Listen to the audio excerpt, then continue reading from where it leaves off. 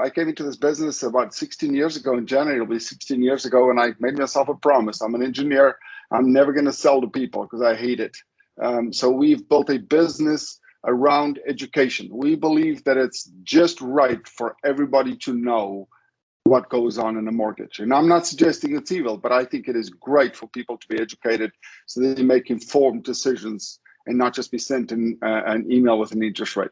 Okay, awesome. So tonight, which seems like a bit of a redundant topic, we're going to chat about how important is your interest rate. As I said, it sounds really redundant, but you'll see it's actually not as redundant as you think, okay? And it's obviously part 2 in our life cycle, mortgage life cycle cost. We kicked it off in October. We kicked off our first webinar on the topic, and there's going to be quite a few. Again, but this goal is for me to help my clients to know. It's fair for you to know what goes on in the mortgage so you can ask the right questions and not be, quote unquote, duped into an interest rate. We wouldn't exist without you. So thank you again for joining us here tonight. Awesome. Right. So mortgage interest rates, let's look at why an over focus on mortgage rate is really detrimental to you. And there's an aspect about mortgage rates that are so obvious that people say, how can you say you shouldn't focus on interest rates? Absolutely, we should. You'll see it in a second. Okay. Now, is the thing about your mortgage rate, though, it is the most obvious thing about your mortgage. Okay. It's often the things that are not that visible that could bite us really, really hard. I remember in the military, the first thing they teach you in night vision is never look at the area where you expect to see something. Always look to the side of it and then let the corner of your eye catch where you really want to look. And it's a little bit the same with interest rates. You got to look at the interest rate, okay, but you got to look a little bit out of the corner of your eye what else is there that you are not knowing about, okay? And we'll learn tonight that banks are just like other businesses. And it's like, gee, Jacques, that's another very obvious statement. True, but you'll see we miss it sometimes. And that's what I'm hoping to look at also tonight, okay? Of course, the interest rate determines directly the interest that you will be paying. So not paying attention to your interest rate is to your detriment, 100%, okay? An overfocus is blinding you potentially to things that could cost you a lot of money, okay? In other words, I always say, if you're gonna get interest rate X, okay, and now you're gonna get X or minus X, okay, that difference there is never gonna be a 0.5 percentage point, okay? It's maybe gonna be 0.1, if you're lucky, 0.2, kind of squeezing out a little bit of, savings, okay? But the gap between these two things, as I said, is not a lot. But if you're looking at if you're only looking at the interest rates, these other, what we call life cycle costs, they could cost you a lot more than the savings between two interest rates, okay? That's what I mean with that, all right? I always say one of my heroes certainly is Steve Jobs, and he's always said, in his commencement speech to a university said, we should always remain curious, always be, why is this going on? Knowing the basic facts. What I'm going to try and do tonight also is there's no ways that I can come into your workplace and you teach me everything you know within an hour. It's not going to happen, okay? And so for me, the same here. There's no ways I'm going to try and make you a mortgage broker. You probably don't want to be one within an hour. I'm going to try and give you the tools to be curious and to look out and to ask why. That's what I'm going to try and do in this hour, okay? All right, so we're going to start by asking a few maybe provocative questions, all right? And so the first one is, the lower the rate, the better the mortgage, right? And so the fact that I'm asking the question should make you suspicious, all right? The second one is, the lower the rate, the sooner I'm going to mortgage, right? Well, again, you should be suspicious about that, right? And number 3 is my contract rate the only mortgage rate I should care about? Well, no, we'll talk about that, all right? And number 4 is, what else could there possibly be about a mortgage other than its interest rate? So number 4 is a bit of therapy for me, okay? I just need a bit of therapy because I'll tell you why. I get sometimes people who call me up and they get my number, obviously, from our website. They won't introduce themselves and they'll just say, what's your mortgage rate? And then I go, is that the most important thing for you about your mortgage? And then they'll say, What else could there possibly be important about a mortgage? Okay, so this is like my therapy of just getting it out in the open, okay? So we'll chat about that also. All right, so we're gonna dive really deep into these two questions here, okay? So the question is, do lower mortgages equate to better mortgages, right? So let's look at this question here. All right. So forgive me a little bit because the color, my pink doesn't show so very nicely here, but I'm sure it'll come through. So let me use an example. If you've got a car manufacturer, okay, and they have a certain standard of car, now all of a sudden they come out with a car with a significantly lower costs, okay? Should you believe that that car, the lower cost car, is exactly the same as the normal vehicle they manufacture? Most of us will probably go, oh, what's missing here, man? There's no magic here. If you drop the price, you're dropping something else, okay? So we know that, okay? So most of us will be suspicious about the lower cost vehicle, and certainly we won't just gamble that it's the same, okay? We also will know probably it's not gonna last the same, and it's probably not gonna be the same safety as the previous model, right? Here's another one, are cheaper smartphones the same or better smartphones? Most definitely not, okay? And the last one is kind of close to home also is, would you ever ask your financial planner to just invest your money indiscriminately, assume the markets are always infinitely and continuously increasing, and you've got the risk tolerance of a lion? Probably not, right? You're going to say, hey, as I'm getting older, I want you to do this with my portfolio and be more careful, right? And so we're not just going to say, yeah, just give me the highest stock. Just give me the highest. I don't care. You're going to say, wait a second, why is it so high? Is it, give me the history of it. And well, we sometimes don't do that with mortgages. Of course, I'm asking ridiculous questions because, most of us will believe that you get what you pay for, okay? And cheaper is seldom better. Always is the case. Well, always is a big word, but most often it is the case, okay? Right, that's kind of interesting. We just had Black Friday, so that's always interesting. All right, so even though mortgages are just like other products, we sometimes throw our common sense logic that I just used with cars and stuff like that completely out of the door, okay? We throw it out the window and we go, no, we're just gonna ask the interest rate question, okay? Mortgages are low, and mortgage lenders, it sounds like it's an obvious statement, but I see people very often miss the two. Okay, so you'll never walk into a car dealership and say, give me the cheapest car. You'll never do that because you'll know you'll get the cheapest car, and it's not good for you, right? And so we do need to understand intrinsically that banks are essentially the same and their products are the same as any other business, okay? So here's a key for you to understand, okay? Canadian banks are amongst the most profitable institutions in this country, if not in the world, okay? All right, so there's nothing revolutionary I just said there. However, okay, they make their profits from our indebtedness amongst other things. So in other words, if I take on debt, the bank makes profit. Okay, so if we were winning this race, in other words, if we were by negotiating crazy low rates, okay, then surely we should be better off and the banks become less profitable. I don't believe in a scarcity mindset that says, for me to get richer, they must get poorer. I don't believe it. I'm just saying, if you look at the philosophy that banks are the most profitable in our country, okay, if it means that by negotiating kind of quote unquote cutthroat rates that we'll be better off, well, I think we're losing the fight because the banks of profit are going up and up and up and more and more and more. So why is it? We should be suspicious and curious. Why is it going up and up and up, even though we are taking on more mortgages than ever in the history of our country? Okay, so we should be asking that question. We'll dive into that in a second, okay? Important to note that mortgage lenders have costs and profit goals, okay? So they give nothing away. They don't give anything away for nothing, okay? So if you negotiate in your business and you give something to a client, you're gonna take it back somewhere else. You're not gonna just infinitely discount a product until you are out of business. Nobody's gonna do that, right? And so the question then is, how is it that banks do it?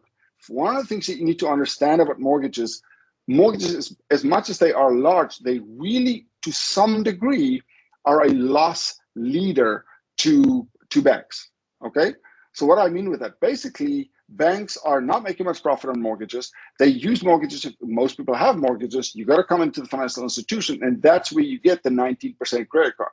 Okay. And that is, those things are essentially, unsecured debt are essentially not regulated. Okay. There's no law that says a bank can only do X, Y, Z. Of course, the bank is internal regulations. I understand that. But the mortgage market, understand, is very regulated. You can't just say, "Oh yeah, I don't care what you make. I'm just going to give you a mortgage." You can't do that, right? And so for institutions, the real profit on the lending side is not necessarily in the mortgage side. It is in the unsecured side. Okay, so if they lose it somewhere, they'll make it up somewhere else. Okay, so let's have a look. Okay, this is probably my favorite saying here. There is no love in banking. Okay, so what I mean with that, I'm not saying that banks are cutthroat institutions. That's not what I'm saying. I'm just saying to you, whenever people are like, "Oh, I went to my institution, my financial institution, and they gave me this rate," and it's like, I want to say, I'm really happy, but it's not because they love you. Okay, it's because they gave you this discount because they'll get it back somewhere else. That is, you got to remember, if an institution gives you an interest rate that you're like, that's quite low. Next time you have a beer with your friends, like, mine's quite a bit lower. You should be kind of like, wait a second, let me read a bit more, okay? Because again, there is no love in banking, zero. It's all profit. And look at the financial institutions' financial statements. You'll quickly find out that is the truth, okay? All right, so then if a bank is prepared to discount its interest rate, it will recover the profits in another way, in ways that you may not be aware of, okay? And you will see, I'll use some examples in a second, okay? So when we accept a mortgage based on its cheaper sticker price, the sticker price is basically the interest rate, okay? Without looking under the proverbial hood, without looking and say, why did I get this discount, okay? What you're essentially doing is you are throwing all your wisdom that you've had about other products out of the door, and you're exposing yourself to a bunch of risks, in fact, a bunch of costs as well. Okay, so be very, very careful, okay? So my comment to clients is, don't let too good to be true interest rates distract you from inquiring about your mortgage full and actual life cycle costs. Okay, there are costs about mortgages. Here's what I want to tell you before we dive into the next point is, most of us, and I don't blame anybody because you wouldn't know that you should. Most of us, if this is the line where you want to buy the house, okay, most of us want to know, okay, what do I need to do to get a mortgage? That's what we need to do, because that is what the anxiety is about, right? I want to buy that house. Can I get a mortgage to buy that house? And so we're like, okay, can I qualify? And we push that point, we get our documents in, and yes, you're qualified. And the thing is, then radio silence sets in because we don't ask any questions back here. What happens if, what happens if, what happens if, what happens if? And it's because we don't ask those questions, we don't know what's going to bite us back here. Okay, and that's what we're also dealing with tonight, to ask the questions. If I take this rate, what's going to happen in the future? Okay, we'll chat about that. Okay, so lenders use these methods to recover some of their, or increase some of their profits. Okay, and let's look at them here. Okay, so mortgage penalties. Oh my gosh, I can speak about this for about 10 years of Sundays, just about this topic. Okay, so do you know how your mortgage lender calculates its penalties? And most people do not. I can tell you now. I'll give you an example in a second, okay? Mortgage penalties are not created equally. Most of the time I share penalties with my clients and their mouths hang open, like, how can this be even legal, okay? And then the deeper the discount you wrestle from your bank, the bigger your penalty becomes. You don't know that, okay? So let me use some examples here. So if you look at, first of all, we bring up this here. If you look at a bank's, how does a bank create penalties? Here is a bank statement. I won't tell you which one. You can't see the client's name either. Watch here. Remember I told you that as you negotiate with your bank and you negotiate a deeper discount, see that discount there? Okay. So this client was given a discount of 2.25%. What is that discount? We'll talk about that in a second. That discount stays with the client. So when the client tries to break that mortgage, they'll take that discount and multiply it with the remaining mortgage, multiply it with the time remaining, that is your penalty, right? So that means there are probably, I would say, I'm guesstimating, 30 to 40% of Canadians that were sitting with 3.29% interest rates when rates were 1.7% that could do nothing to break that mortgage because the penalty that they would have paid far exceeded the savings, okay? And here's the good news is that not all lenders calculate penalties this way, but you need to know which lenders do that, okay? So this discount, what is it based on? I am not picking out any particular bank. I can use any of them, okay? So here's CIBC, watch here. When you get a mortgage, watch here. It says, this is our rate. And you go like, who in their right mind is gonna pay 4.79 for a mortgage, okay? Nobody. And you go like, okay, I'll take the 2.99, and you go ahead and you take the rate. Well, what's the discount there? See that there? Okay, that's a 1.8% discount there. That discount is going to be used to calculate your penalties, even though this is a fictitious rate. Like you're never going to pay that. Okay, but they will say they gave you a discount between the two. Okay, that is what posted rates are about, and they can bite really bad. So, those are fixed rate penalties typically work like that. Variable rate is 3-month interest, but what rate is being used is important. It's the posted rate, not the discounted rate. So you are going to be, depending on which lender you work with, you're going to be paying elevated penalties, and those bite. Okay, so they really, really bite. So I really want to caution you about that. Okay, I totally realize I'm running through this at like breakneck speed. I don't want to put you to sleep, so forgive me if I'm going too fast. It's not intentional. So here, as I just talked about, posted rate is, you got to be careful. The bank will not mention the posted rate to you. You don't think that you're actually getting a discount, but when you look at your mortgage documents, it'll say discount. Okay, it's a bit like you going to Best Buy, buying a TV, and they give you a 15% discount, and the next time you walk into Best Buy and they go, hey, how you doing, Jacques? Remember the 15% discount, right? They probably can do it once or twice with me, and I'm going to say, can you get over the discount now, please? But not in this case with mortgages. It stays with you, right? And if you break the mortgage, you're going to pay that penalty. Posted rates are also very important beyond that argument I just made. It's also important because if you're in a variable rate, for argument's sake, okay? And so here go the rates, all right? The variable rate goes up, and now you get nervous. You want to lock it to into an interest rate. Well, as I just showed you there, what rate are you going to get when you're in a variable and you want to lock in? You're not going to get the discounted rate because they don't operate that way, right? So you're probably going to get some kind of hybrid in between the discount rate and the posted rate. But because the bank works on posted rates, you should be very careful. You could lock into a much higher rate.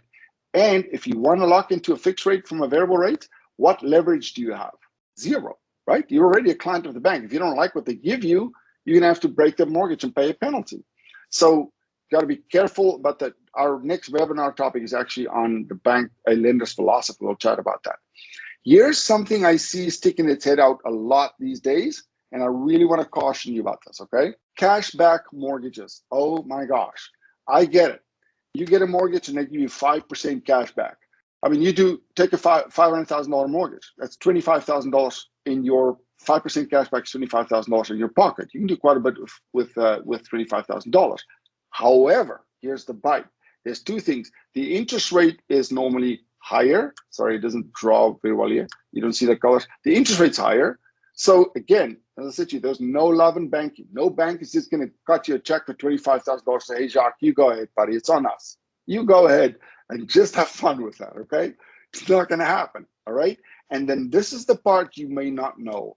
That cashback, if it's 1 or 2 or 3 or 4 or 5%, if you leave that mortgage, let's just say 3 years into it, you're going to pay your mortgage penalty plus a prorated cashback is clawed back from them. So again, what is this? It's a very profitable venture for the financial institution. And it's on top of that, even better, it's a retention tool. So you got to stay with the bank for that higher rate of the cashback. So if you can ever avoid a cashback, then you probably should, but depending on your circumstances, right? Here's another one we see, okay?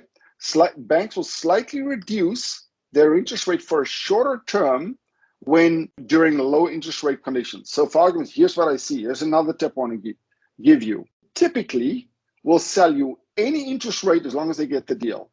Okay, so we try not to do that. Okay, so I will sit with the client and go and say, well, is this good for you? What about this? And this is important to understand. So let's just say you go and speak to one bank or your broker and we gave you rate X. Okay, and that's, let's just say, a 5-year mortgage. Okay, you go to the bank, say, look, I'm just doing my homework here. What can you help me with? And they'll say, well, what will you offer? And I'll say, oh, I got X for 5 years. And they'll go, no, wait a second. We've got minus X, but not a problem. We've got it for 4 years. Okay. And like, oh, that's great. Like, this is like 0.1 cheaper than this. Hold on. Be careful. What I tell you, there's no love in banking. They do that because it's a low rate environment. They know that in 5 years' time or in 4 years' time, when you're done with your 4 years, rates would have been up. That's why they're not giving you a 0.5% discount. They will give you 0.1. They'll know that in 5 years or in 4 years' time, when you have to renew, rates are up. And guess what? They'll make their profit in that 5th year back. Okay, again, no love in banking, right? So here's a rule that you should, a kind of a loose rule we use in the industry. When rates are low, go long. Okay, so in other words, when rates are still 2.49, you should probably not, unless you've got a very specific need, you should probably not go for 1 or 2 or 3 year term. Go as long as you can, especially if you're, in the beginning stage of a mortgage. When rates are high, you should probably think of going shorter. In other words, you want to have the opportunity, if rates do go down, to lock into a lower rate. That's what we use. So certainly when rates are low, you should probably not go shorter than a decent term. Make sense? All right. Hopefully this is good for you and it helps you to understand. So here's another one that's happening a lot today. All right. Radical variable rate discounts. Okay. When economists are forecasting that the Bank of Canada will raise interest rates. Now, I know, Jacques, don't you get into the variable versus fixed fight with me, Jacques. I totally get it, okay? But you'll see in a moment also is another tip I give my clients. If a bank sells something like hotcakes, okay, like they deep discount something, again, there's no love in banking. Why do they do that? They know they're going to make their money back. So here is, watch here. There's an article, Bloomberg. It is fairly recent. There's actually a lot more right now. 20th of October. Watch here. The Bank of Canada, we're sitting at, actually I can open up another one here. Watch here. This is not a scaremongering thing. I'm just giving you facts. So here we started in January of 2021, 1% inflation, okay? And here we are today at 4.7% inflation. This article was written when inflation was 4.4%. What? See there? Okay. That means Canada's inflation is the highest it's been in 30 years. Okay. That means the only way the bank, not the only way, but certainly one of the major ways the Bank of Canada uses to arrest inflation is it raises its overnight rate. And they predict that the Bank of Canada could raise their rate 8 times before the end of, see here, 8 times before the end of 2023. Okay, wait a second. So I get a variable rate at prime minus 1.1. So I've got a rate now of 1.35. Add 2% to that, what am I going to get? 3.35. So now that variable rate that looks so great today, your fixed rate at 2.49 is going to look really good when that rate in 2 years' time is at 3.3. So what I'm saying to you is, why is it? And again, nobody has a crystal ball. Let's be clear about that, okay? Why is it that the bank is deep discounting its variable rates? It does that because it has, a machine in the back end who does all its market research. It would not discount it that badly or that much if it didn't think it would make the profit back. So that's what I'm saying to you. Whenever you get a deep discount like that, you should be very careful what is going on behind that. All right. Here's another, if I may just quickly show you this. All right. So we always think a mortgage is everything. So if I asked you all right now, what is the prime rate right now? Most of us will say, oh, of course. Well, let's look at CIBC. What is their prime rate here? We'll see here quickly. Okay. I can pick any bank for that matter. Okay. So let's look at the variable rates here. Here we go. There is the prime rate right there, 2.45%. Okay. And okay, so now watch this. So we all think prime 2.45. So when I go to any other institution, okay, it says prime is 2.45. Nope. Look at this. TD's prime rate is 2.6. So TD's prime minus 1.1 is not the same as CIBC's prime minus 1.1. Okay, very important. The devil is in the details. All right. So that's how banks make their they play. It's not evil.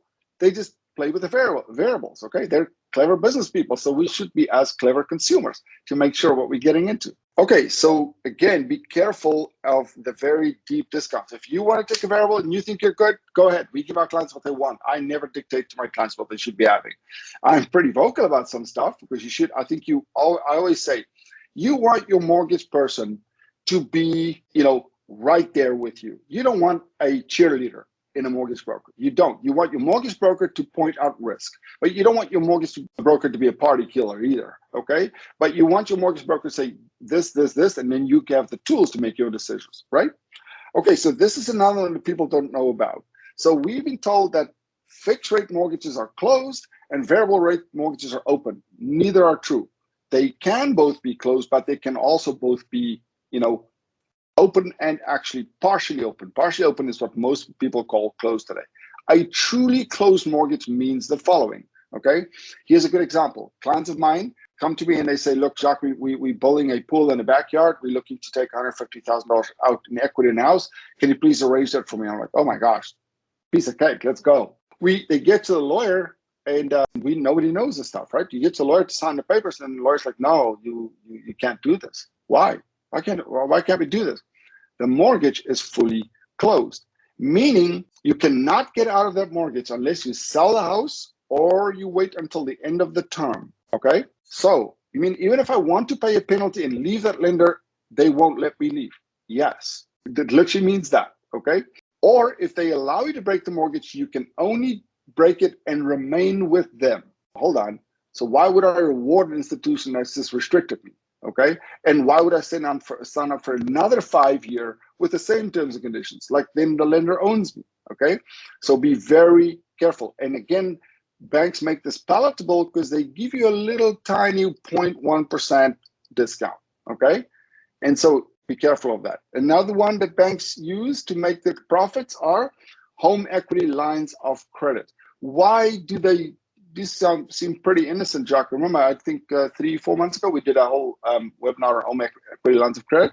Are they evil? No. These could be the most useful products. If you're an investor, they could be the most useful product ever, okay? But home equity lines of credit are at a higher rate than the actual mortgage itself. That's first thing. Second of all, most of us say, well, I just want it there for a safety net, okay? And it's not the best way to use it for it, but I get it, okay? Just like, Jacques, just come through COVID. I don't want to have another situation where I'm getting into trouble. I want a home equity line of credit to help me if I'm in trouble. I get it, okay? I'm not going to use it, but the problem is banks know human nature. We use that thing, okay? And then what happens is it's not just the interest they get from it, and it's interest only, so you never have to pay it off, okay? It just sits there and they just get interest. The other thing what happens is now they've got a retention tool because when it comes to renewal, you cannot just go to another lender and the other lender pays the cost because you now we get into the mortgage rules here, you go into what's called a refinance, even though it's maturity and you have to pay the legal fees. So like, it's way too much pain, I'm just going to stay. Okay, so that's what they use it for. Readvanceable mortgages, again, for investors, fantastic product. What it means is readvanceable products is if this is your mortgage here, okay, and your line of credit, your home equity line of credit is here, as you pay the mortgage off, the line of credit automatically increases with the same amount that you're paying off the mortgage balance by. So again, gosh, for some investors, that's a brilliant product. But for others, they know what they're doing because they know as the equity becomes available to you again, you most likely increase your indebtedness and therefore they make more profit. Okay, so the more complex the product, for people who are not aware that it's complex, the more it can be detrimental to them. Okay, so here's a famous one, a collateral mortgage. What is a collateral mortgage? A collateral mortgage basically means, and it's not, well, it has some benefit for the borrower, but mostly it's the benefit for the bank. Okay, so if you're buying a house, okay, let's just say it's a $1 million house, and you're putting 20% down, okay, you're expecting that the collateral, in other words, the mortgage on the house is for the 80% of the house because you put 20% down, right? Well, here's what some lenders do. They'll put a collateral up to 110, or I've even seen 125% of the property's value on it. It's like, how can they do that? Well, here's how they sell it. They'll say, oh, if in 2 years' time you want to get more money, well, it's, you just like, it's there. We've already put a charge in the property. I don't tell you the whole story there, because what it means is you have to qualify for that money to get it, okay? And all you're basically saving is about $600 or $700 a month in legal fees by having a collateral in your mortgage. But the downside of that means the following. Some people, you could lose your house, because let's just say you run into financial trouble, and in 3 years' time you pay down your mortgage, and your equity in your property is now 30%. Okay. Now what happens is you run into financial trouble, and you want to get just a second mortgage, put it on there just to help yourself for 2 months until you sort yourself out again. Well, if somebody looks on the title of the property, it shows that you got 125% mortgage on the property. Nobody's going to put a mortgage on top of 125%, right? So that's not good for you. That's the first thing. Second thing, any collateral mortgage will potentially get you a worse rate when you try and renew that mortgage and you want to leave that lender. So again, it's a retention tool. So be very, very careful when you look at that stuff, okay? Interest rate compounding. So a mortgage can be compounded. A fixed rate by law must be compounded semi-annually or annually. Most banks will choose semi-annually because they get a little bit more interest if they compound semi-annually versus annually, okay? But think about this for a second. When we hear compounding semi-annually or annually, we don't think past that point. So we then take that philosophy or that rule and we automatically transpose it onto variable rate. Well, it's not true. Variable rates don't have to be compounded semi-annually or annually. They can be compounded monthly. And the more often, interest gets added to interest every single month, not every 6 months. So what that means is when a bank says my variable rate is 1.45 and they compound monthly, it means their variable rate is not 1.45. It's higher. But we don't know, or most consumers don't know what to look for. They don't know, like, wait a second, what is this all about? They don't know what to look for. So again, be very careful. You don't know that. The compounding obviously causes additional interest for you to pay, and it makes the bank profit, okay? So here is for me, this is a major bugbear. Bundled mortgage products. You get financial mortgage products where you've got the mortgage here, and inside that mortgage, they've put the mortgage, and with a home equity line of credit, they put a Visa card in there. Well, here's the crazy part. The Visa is like 3.5%, right? It's like, wow, that's a lot better than 19%. I totally get it. Well, that's great. You're saving money, but guess what? You might as well enjoy that lender a lot because you're going to be there for a very, very long time. Because if you try and say, no, you know what? I don't want this Visa anymore. Well, it's kind of part of your mortgage. You can't cancel the Visa card because then you have to cancel the mortgage and incur all these penalties. And so there you are, you're stuck. From my opinion, unless you've got a very good reason, and not all the time actually, but if you're there just to pay your mortgage off, a plain vanilla mortgage with all the features that you want is the safest mortgage to get out of, the soonest, okay? If you want to invest and you want to like build a portfolio, then yes, you want to get I wouldn't say something like this, but you want to get something like a readvanceable mortgage, something like that. But again, there are good ones in the market and there's not so good ones in the market, and we'll guide you through that, okay? And then here's another one here is bundled secure mortgage stuff and unsecured lending. So in other words, it's not tied selling, but they'll say, well, if you get this mortgage, we'll also give you another Visa card for $20,000. Well, people are like, oh, that's great. Well, again, they know there's no love in banking. You're probably going to use that Visa, and so they're going to make their profit back from that. So again, be very careful with what you accept, okay? Here is another one that's a big deal that we really do not pay attention to, okay? Lifestyle marketing. I won't mention the institution's name, but there's an institution that has a slogan that says, don't own a mortgage, own your home. That's fantastic. Okay, I like it as inspirational, and if we actually do it, that's great. But I always say, I can tell you to climb Mount Everest, but unless you buy the backpack, do the training, and book the flight, you probably not gonna climb Mount Everest.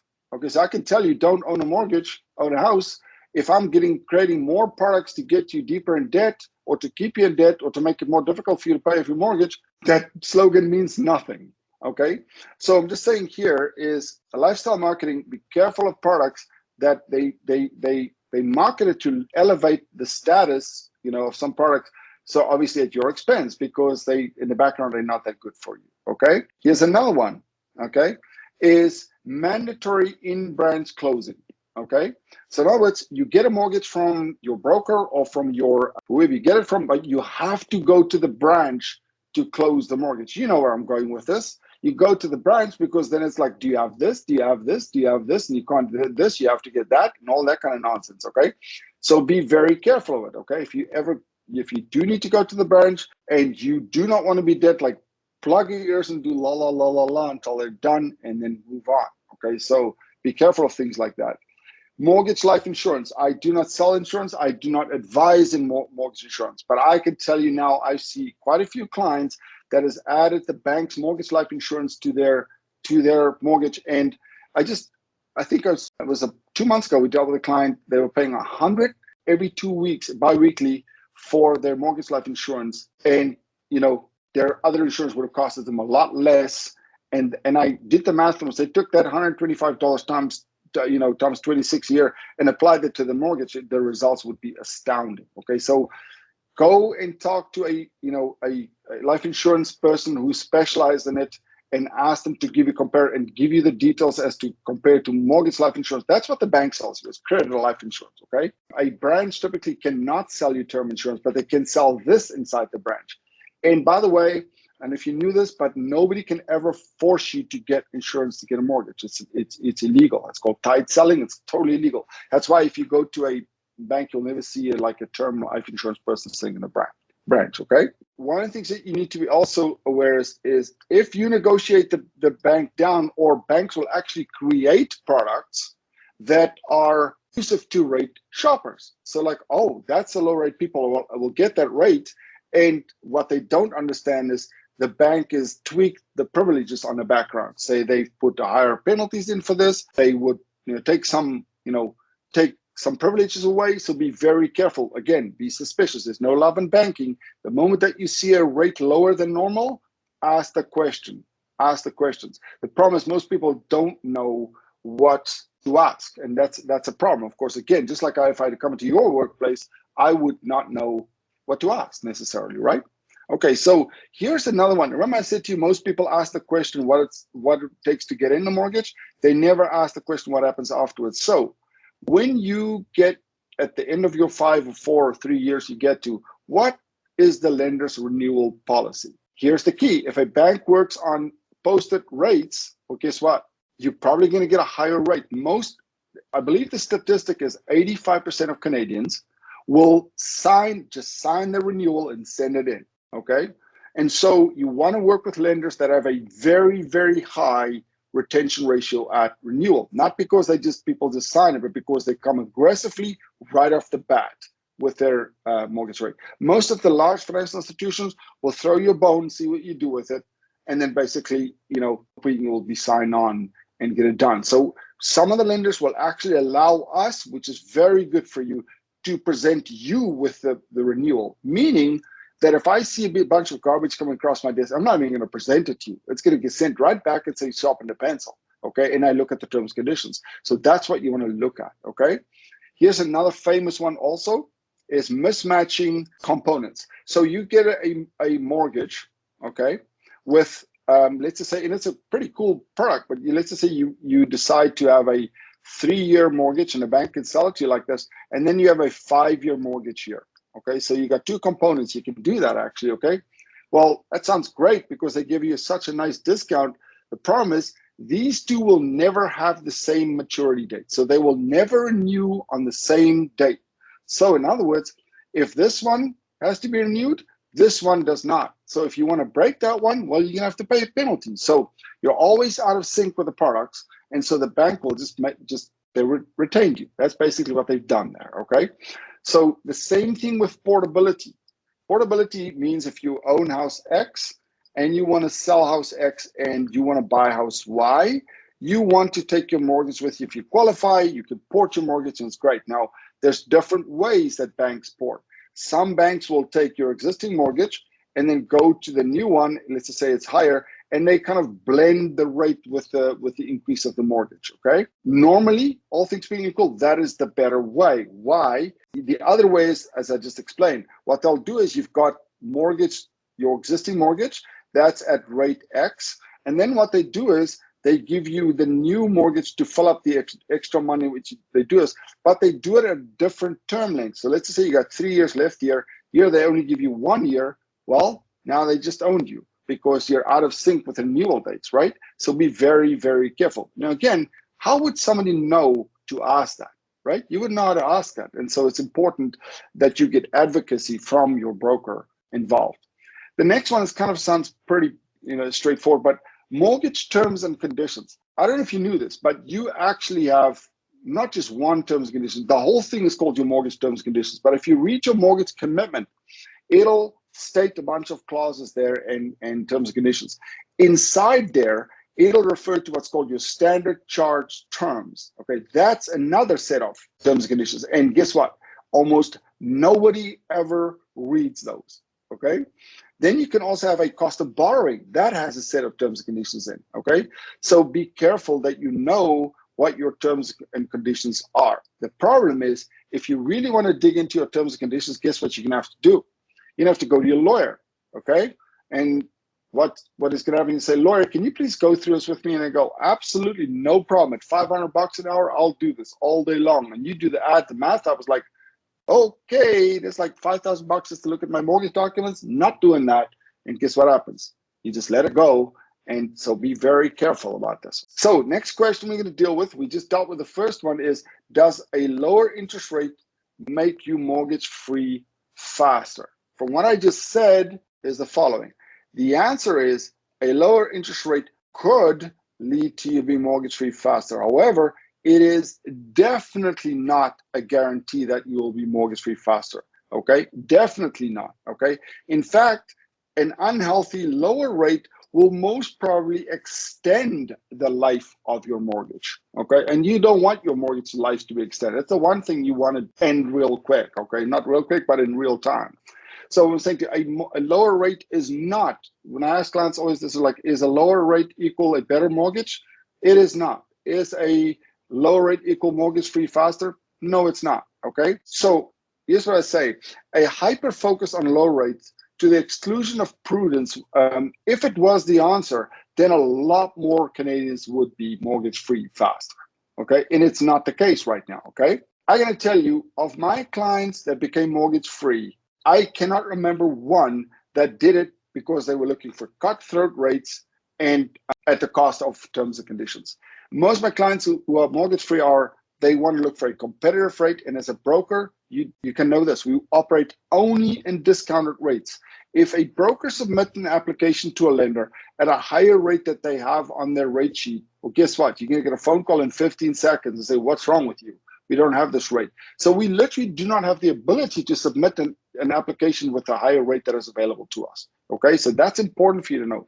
So most of my clients who do really well and pay their mortgage off in due time, accelerate much faster than what they should be, is people looking for competitive rates, but for what I call a healthy mortgage. Okay, that's important to understand that. Okay, so to answer this question, most people become mortgage free with a healthy mortgage, not with a cutthroat rate. Okay, all right.